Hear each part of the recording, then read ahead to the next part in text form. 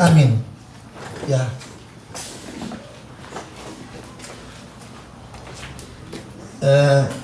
Ada Ibu Joyce dan putranya datang dari jauh dari Florida. Dia hadir di gereja kita untuk pertama kali tentunya ya. Saya tadi malam saya berdoa. Saya berdoa untuk Tuhan kirim 1 atau 2 orang. Jadi doa saya terkabul. Bahwa firman Tuhan bukan hanya kepada kita semua, tapi tertuju kepada seseorang yang datang pertama. Untuk pertama kali. Hari ini jadwalnya adalah bersinarlah terus. Sebelum saya membakar ini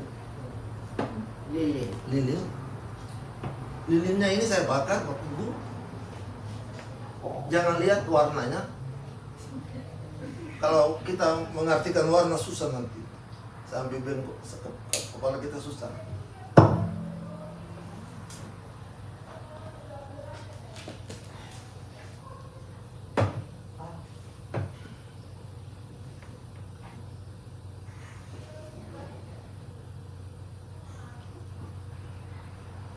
Ada orang bilang kalau berkhotbah atau berpidato, kalau disertai dengan kayak contoh itu, yang nyata itu lebih gampang diingat. Kalau omong, saudara, jangan lihat warna biru atau warna putih, tapi kita lihat lilin. Nanti kita akan berbicara ke sana. Cahayanya itu. Judul atau khotbah temanya hari ini adalah bersinarlah terus. Nah, firman Tuhan kita baca bersama-sama dari Matius pasal 5 ayat 14. Mari kita baca.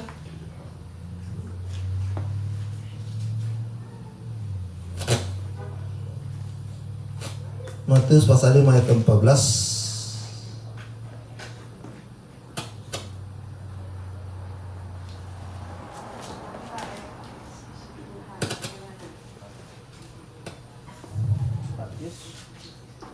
Matius ya pasal 5 ayat 14.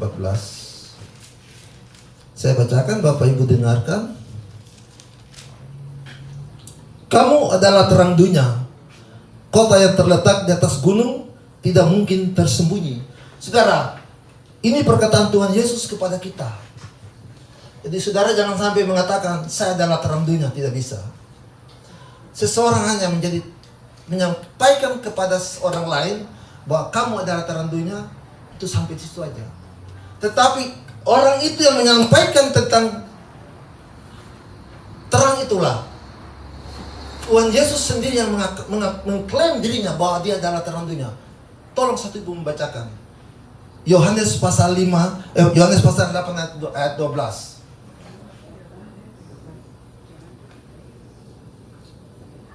Maka Yesus berkata pula kepada orang banyak, katanya, Akulah terang dunia. Barang siapa mengikut aku, ia tidak akan berjalan dalam kegelapan, melainkan ia akan mempunyai terang hidup. Tidak ada seorang manusia yang mengklaim dirinya adalah terang dunia, hanya Yesus. Dan Yesus sajalah yang memberikan kuasa kepada para muridnya. Dia katakan demikian, kamu adalah terang dunia. Berarti kita bukan Tuhan Yesus kan? Yesus yang memberikan pengertian itu bahwa kamulah terang dunia. Nah, di depan saya ada 2 lilin. Lilin ini bernyala, saudara. Kenapa saya tidak mempergunakan contoh obor atau karena kalau obor dia menyala, kalau setelah minyaknya habis dia habis padam. Tetapi lilin dia menyala sampai habis. Baik itu besar atau kecil, dia akan menyala sampai lilinnya itu menjadi cair. Baru habis cahayanya. Berarti kita harus untuk bersinar terus. Kita tidak bisa tergantung pada diri kita saja, tapi kita harus bergantung kepada Sang terang itu, yaitu Kristus sendiri. Yang tadi katakan di dalam Yohanes 8 ayat 12 tadi, Akulah terang dunia. Saudara, Jadi jangan lupa bahwa menjadi terang dunia, tidak seorang pun yang akan menyalakan lampu dan menyalakan lilin atau terang begitu, dia tidak akan menyembunyikan di bagantang, tidak mungkin. Salah satu fungsi terang atau lilin, saudara, pada waktu mana? Pada waktu gelap. Ya, pada waktu gelap, maka fungsi cahaya itu dia lebih banyak. Kalau saudara bawa lilin di tengah jam 12 siang, tengah hari, dan letakkan di tengah-tengah jalan, fungsinya tidak ada. Tetapi kalau ketika gelap, maka cahaya itu pasti berfungsi sekali.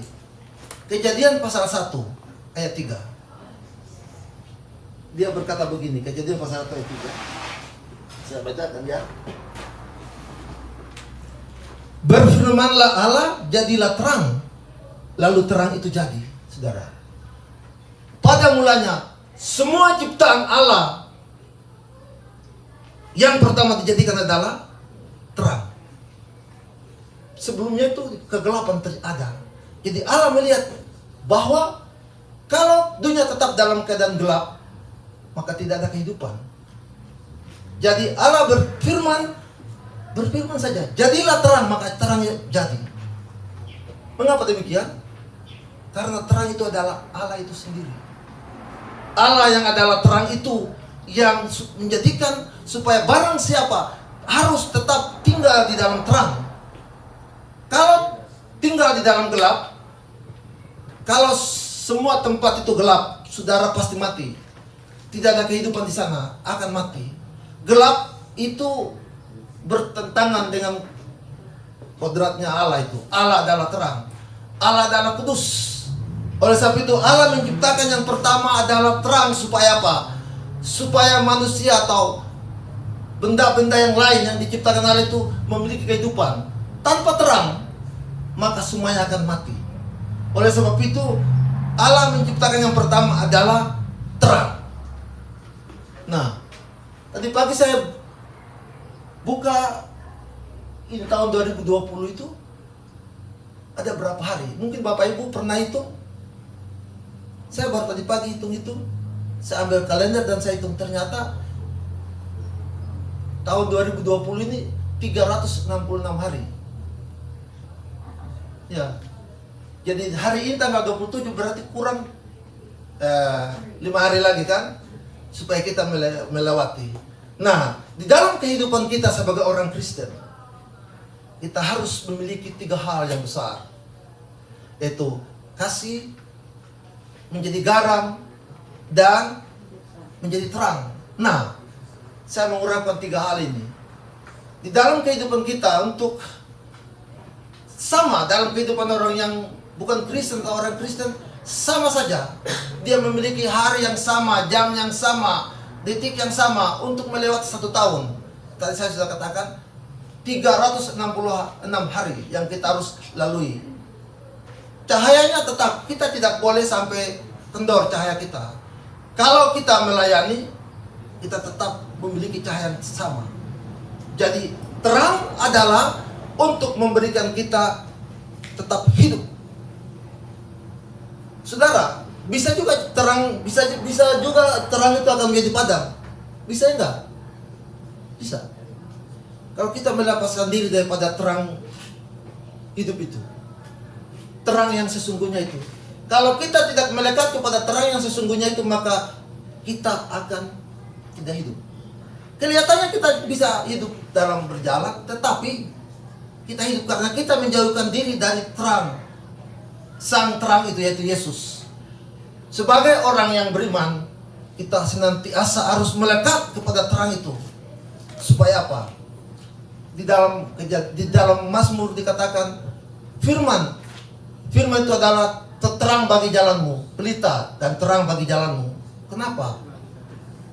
Jadi kalau kita senantiasa melekat kepada terang, sang terang itu yaitu Kristus, kita harus perlu untuk membaca firman Tuhan. Karena dengan demikian maka kita akan senantiasa berjalan sesuai dengan kehendaknya Tuhan. Kita berjalan di dalam terangnya Tuhan. Allah itu adalah terang. Kita tidak boleh lepas daripada terang itu. terang adalah terang yang sesungguhnya, yaitu Kristus. Jadi kita bisa gagal kalau kita berjalan dalam kehidupan ini. Kita bisa gagal kalau kita melepaskan diri daripada terang yang sesungguhnya, Yesus. Nah, untuk itu maka kita perlu untuk setiap saat kita harus mendekatkan kepada Kristus melalui Alkitab, firman Tuhan. Karena dengan demikian maka kita senantiasa berhubungan dengan terang yang sesungguhnya. Oleh sebab itu maka kemana saja kita pergi, saudara, kita harus memancarkan terang kasih Kristus kepada orang lain. Kita harus tentu menjadi saksi Tuhan. Saksi Tuhan kepada siapa saja yang kita jumpai, supaya kita memancarkan kasih Kristus, yaitu terang itu kepada orang lain melalui kehadiran kita di tengah-tengah orang lain. Dan yang kedua, itu mengenai garam, saudara.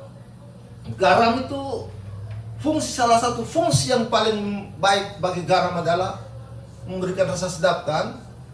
Yang kedua adalah memberikan supaya makanan itu jangan menjadi busuk. Tuhan Yesus tidak bilang, tidak katakan akulah garam dunia, enggak. Tapi Tuhan berkata, kamulah garam dunia. Tuhan bilang begitu. Tuhan tidak bilang akulah garam dunia, enggak. Tuhan berkata kepada para murid-Nya, kamulah garam dunia. Supaya apa? Supaya ketika kita mempelajari tentang Kristus, kita harus memberikan di sekitar kita keadaan yang baik, suasana yang aman, suasana yang menyenangkan. Jangan sampai kita sebagai anak-anak Tuhan, anak-anak terang, kita memberitakan hal-hal yang tidak baik. Itu berarti kita tidak berfungsi sebagai garam. Kalau kita tidak melakukan itu, ingat, walaupun beberapa kata aja, satu kata, misalnya kita memberitakan kabar bohong, ingat bahwa kita tidak sebagai anak-anak Tuhan, kita bukan berfungsi sebagai garam. Dan firman Tuhan katakan kalau garam tidak berfungsi, apa jadinya? Garam itu akan dibuang. Garam itu akan diinjak orang dan dibuang. Jadi jangan berpikir bahwa kalau saya buat kata-kata banyak sekali, itu baru kategori menjadi garam itu hilang. Enggak. Satu kaca kalau saya pergi ke teman terus saya menceritakan sesuatu yang tidak bagus, padahal banyak hal yang saya harus beritakan tentang Kristus, itulah satu kata saja memberitakan kabar bohong kepada orang lain, saudara sudah menjadi garam yang tawar. Sedangkan kehidupan kita harus menjadi terang, menjadi garam untuk menggarami sekitar kita. Kemana saja kita pergi, suara kita, penampilan kita, apa saja yang kita buat, supaya kita harus menggarami sekitar kita. Itulah fungsi sebagai orang Kristen yang mengenal Kristus. Garam sangat berfungsi untuk kehidupan manusia. Nah, garam tidak pernah, kalau kita memasak sesuatu, biasanya tukang masaknya itu tidak pernah bilang, tolong rasakan garam ya, tolong rasakan makanan ini garam, enggak. Biasanya tukang masak itu dia merasakan dulu, dia enggak pernah panggil orang. Baru kalau dia merasakan enak, baru dia sajikan kepada orang lain.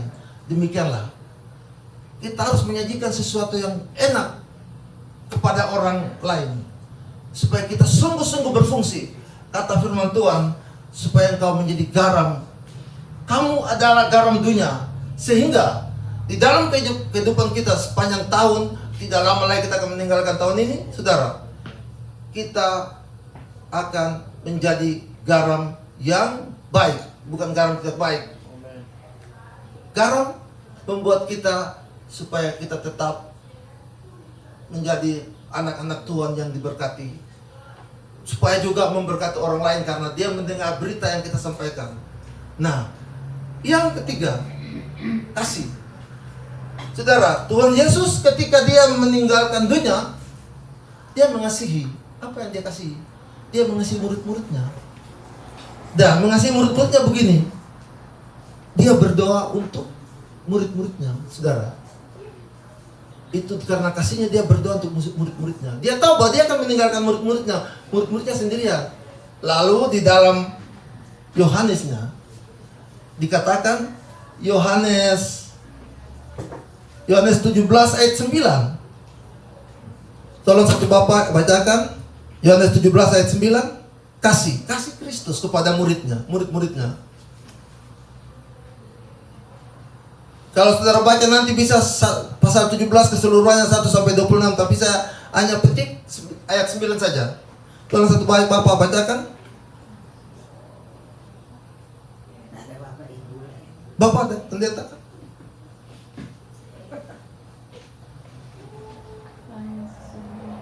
Di mana? Yohanes 17 ayat 9, Pak.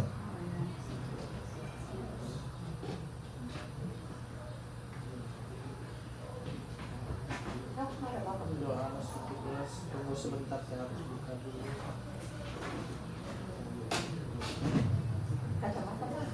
Iya, Mami. Ayat berapa? 9.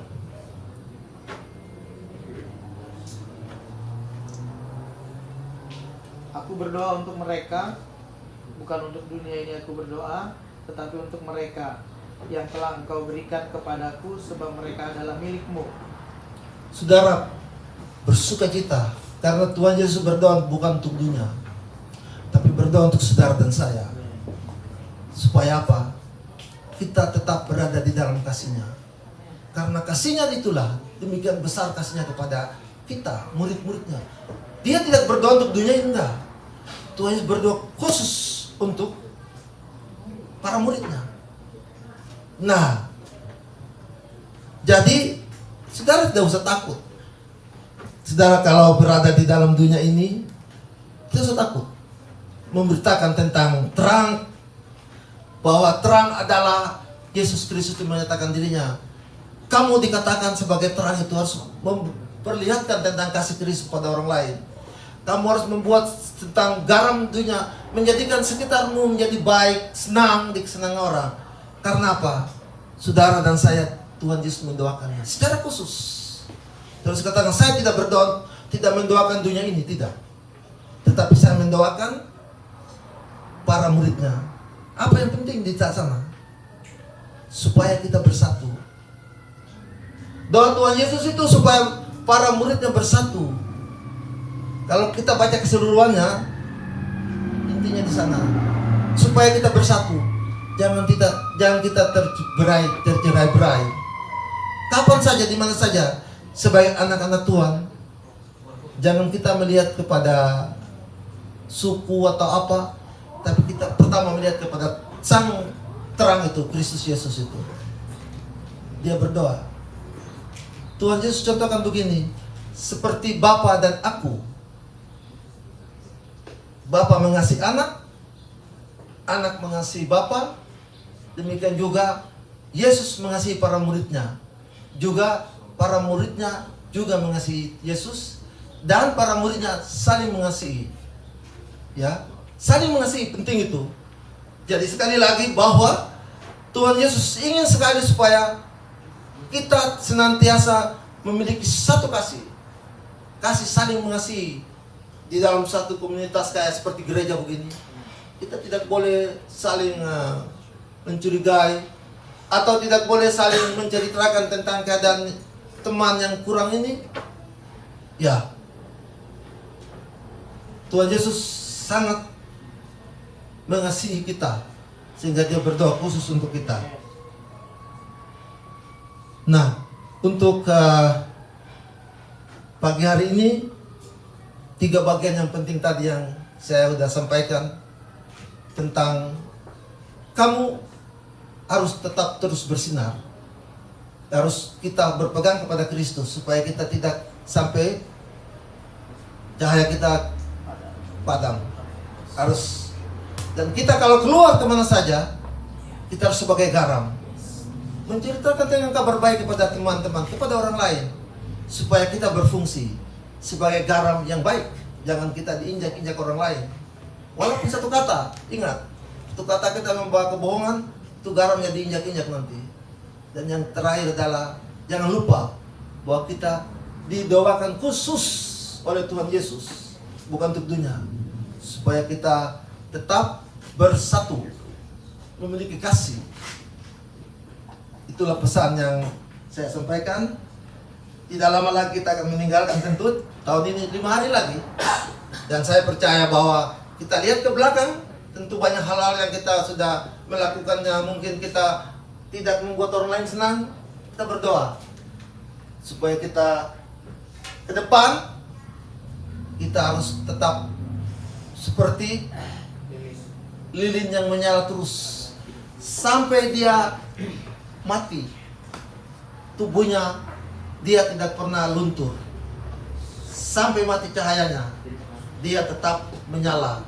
Saudara, amin. Amin. Mari kita berdoa.